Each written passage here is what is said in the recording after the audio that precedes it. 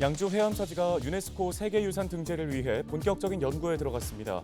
세계적인 유산으로 자리 잡기 위해서는 해암사지의 역사적 가치를 이해하고 보존하기 위한 노력이 필요하다고 논의됐습니다.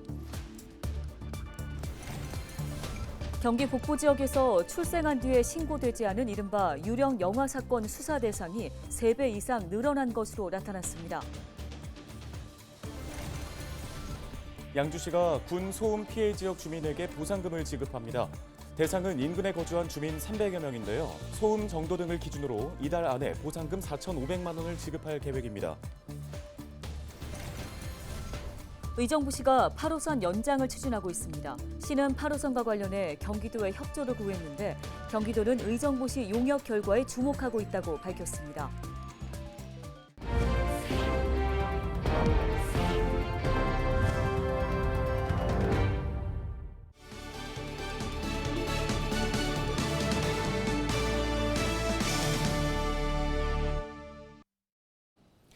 시청자 여러분 안녕하십니까? 헬로티비 뉴스입니다. 네, 양주시에는 유네스코 세계유산 잠정 목록에 등재된 문화재가 있죠. 바로 해암사지인데요. 네. 자, 유네스코 등재라는 건 많이 들어봤지만 잠정 목록이라는 게 어떤 의미가 있는지 좀 궁금한데요. 네, 그 유네스코 잠정 목록이란 세계유산으로 등재 신청을 하기 위해서 유네스코에 제출하는 후보 명단을 말합니다. 그렇군요. 이제 후보가 됐으니까 정식 등록을 하는 게 목표겠죠. 양주시가 해암사지를 유네스코 세계유산으로 등재하기 위한 준비를 시작했는데요. 관련 소식을 김소영 기자가 전해드립니다. 양주시에 위치한 해암사지는 태조 이성계가 휴식처로 선택한 장소입니다. 해암사지터가 발견되기 전 이 지역은 풀만 가득한 공터에 불과했습니다. 하나둘 유물이 발견되고 해암사지의 모습이 드러나면서 이곳은 지난 1964년 6월 10일 주요 문화재로 지정됐습니다.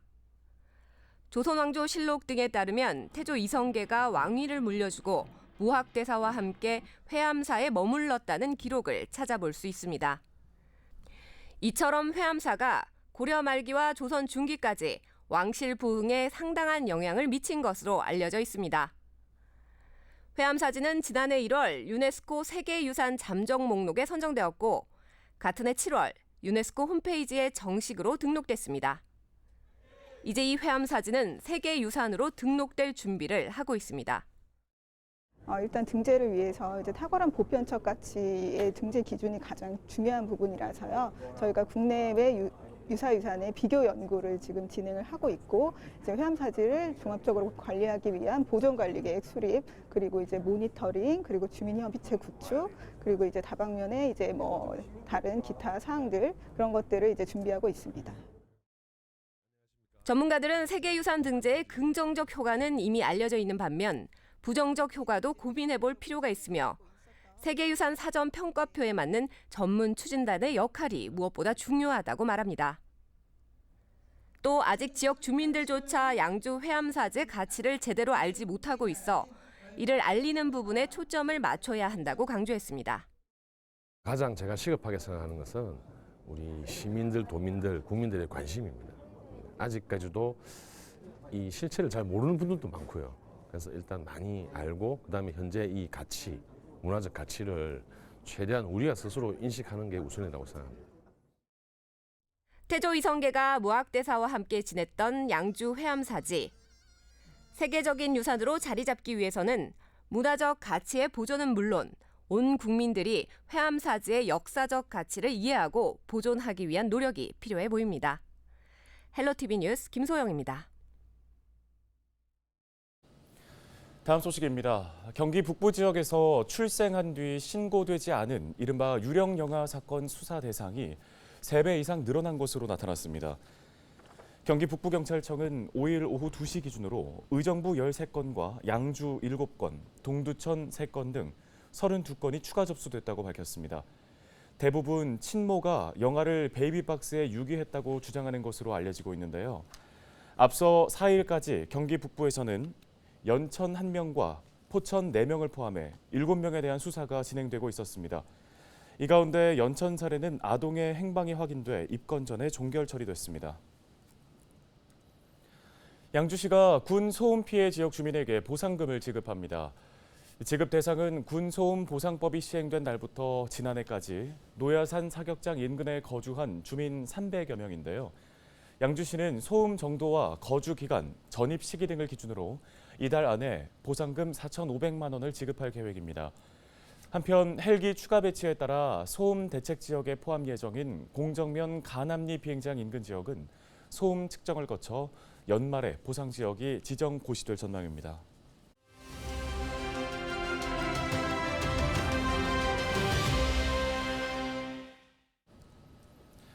다음 소식입니다. 지하철 8호선 연장, 의정부 시민이라면 누구나 바라고 계실 텐데요.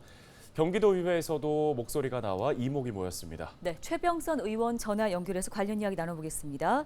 자, 의원님, 김동연 지사에게 지하철 8호선 연장 대책 마련을 촉구하셨다고 들었습니다. 현재 지역의 현실이 어떤지 전달하셨는지요? 네, 일단 의정부 동부 지역은 고산 지구의 입주가 본격화되면서 교통난이 현재 극심해지고 있고 법조타운 공공주택 지구 조성 계획이 붕괴되어 오르면서 향후 대중교통 수요가 급격히 늘어날 것이 자명합니다. 그래서 현재 국토부가 추진하는 지하철 8호선 연장선에 고산, 밀락, 법조타운 등 의정부 내 극심한 교통난을 겪는 지역을 포함하는 것이 시민 이동권 요구에 부합하고 또 이는 경제 논리를 떠나 국가 정책적 차원의 추진이라 설명했습니다. 네, 국토부를 움직이기 위해서는 경기도의 행동이 좀 필요해 보입니다. 김동연 지사의 답변은 어땠습니까? 2021년 4월에 제4차 국가철도망 구축계획에 건의하였지만 추가 검토 사업으로 반영이 되어서 지금 타당성 검토 등이 추가로 이루어져야 하는 사항이고 현재 의정부시에서 사전 타당성 조사 용역 추진 중에 있다고 언급했습니다. 그리고 검토 결과가 나오는 대로 제5차 국가철도망 구축계획에 반영될 수 있도록 경기도가 의정부시와 함께 국토부에 적극 반영될 수 있다고 건의하고 또 경기도가 적극적으로 추진하겠다는 답변을 받았습니다.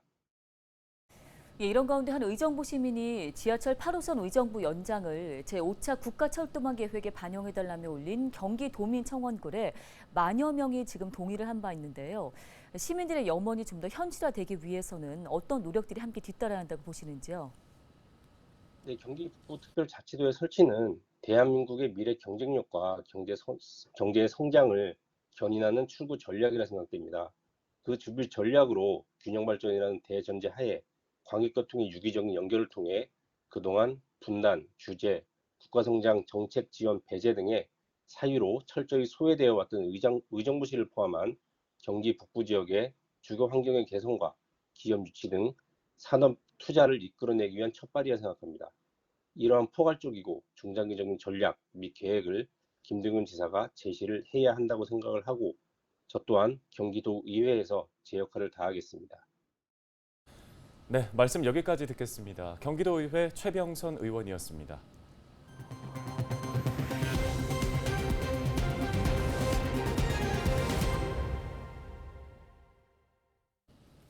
다음 소식입니다. 강수현 양주시장이 지난 5일 공약사업 현장을 방문해 추진 상황을 점검했습니다. 강 시장은 국제도 39호선과 양주 역세권, 7호선 연장사업 현장을 찾았는데요. 특히 국제도 39호선 현장에서는 국제도 건설 사업이 완공되면 홍죽 산업단지 등 5개의 산업단지와 수도권 순환도로 간 원활한 통행을 유도할 것이라며 2025년 상반기에 개통될 수 있도록 최선을 다해달라고 주문했습니다. 경기도의 공공배달앱 배달특급이 여름을 맞아 소비자 할인 이벤트에 나섭니다. 배달특급은 공식 SNS를 통해 오는 9일까지 사용할 수 있는 2,000원 더하기 할인 쿠폰을 회원들에게 제공하는데요. 기간 내 회원 1명당 2번 사용할 수 있고 다른 할인과 중복해서 사용할 수 있습니다. 이와 함께 회원 복귀 행사도 진행하는데요. 지난 4월부터 6월 사이에 주문 이력이 없는 회원들에게는 6,000원 할인 쿠폰을 제공합니다. 동두천 반다비 체육센터가 문을 열었습니다. 반다비 체육센터의 명칭은 2018년 평창 동계 패럴림픽의 마스코트인 반다비에서 따왔는데요. 반다비 체육센터는 힐링센터와 체육관, 수중 운동실 등으로 구성돼 있습니다. 박형덕 동두천시장은 반다비 체육센터가 장애인과 비장애인을 함께 아우르는 문화체육공간으로 활용되기를 바란다고 설명했습니다. 양주시가 다음 달 3일까지 청년 정책 해커톤 대회 참여 단체를 모집합니다. 청년 정책에 관심이 있고 정책 제안을 희망하는 청년은 누구나 팀을 이뤄서 참여할 수 있습니다. 대회 토론 주제는 청년 정책 참여, 교육, 창업과 일자리 등 9개 분야입니다. 양주시는 대회에서 각 팀이 제출한 정책 제안서를 심의 검토한 뒤 우수 제안팀을 선정해서 시상할 계획입니다. 의정부시가 오는 8월까지 낙양 물사랑공원 물놀이장 운영 시간을 연장합니다. 의정부시는 맞벌이 부모들이 퇴근 후에 아이와 함께 시간을 보낼 수 있도록 폐장 시간을 오후 5시에서 8시로 확대해서 운영하기로 했다고 밝혔습니다. 낙양 물사랑공원 물놀이장은 공공하수처리시설 상부에 조성돼 있는 시설로 해마다 여름철 피서지로 각광받고 있습니다.